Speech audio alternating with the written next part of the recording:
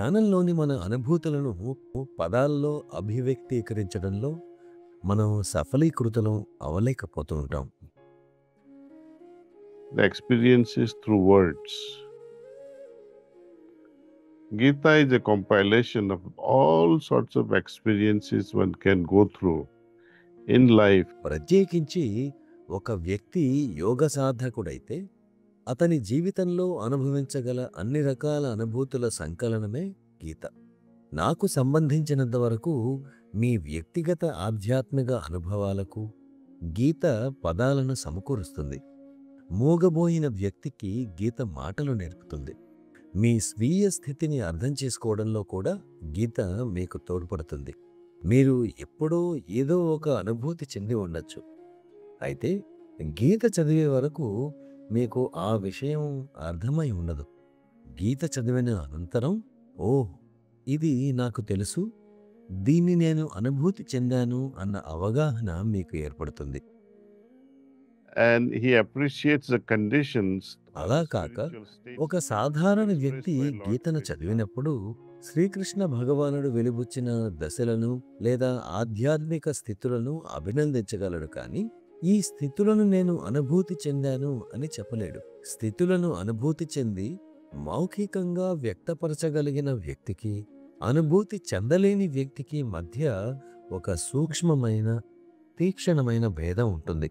I think uh, that's the most important thing, how to express your spiritual state.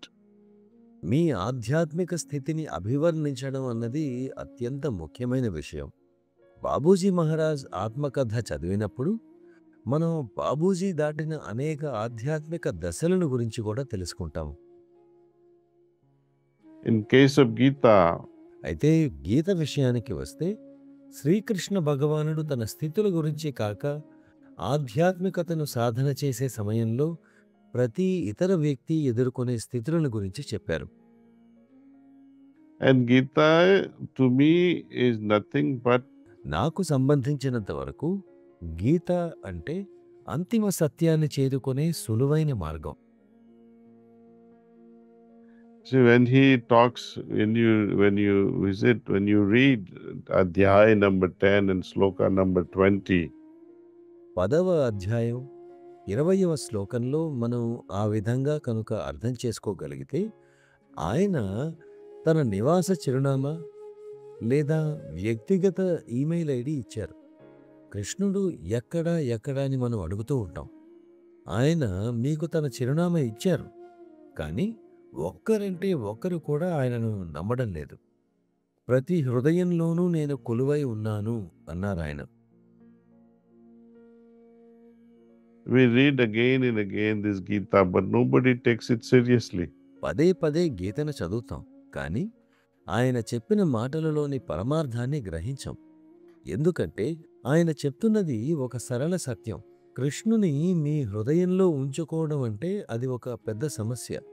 కృష్ణుడు నా హృదయంలోనే కొలువై ఉన్నాడు అన్న సత్యం గ్రహించిన మరుక్షణమే అన్ని సమస్యలు ప్రారంభమవుతాయి.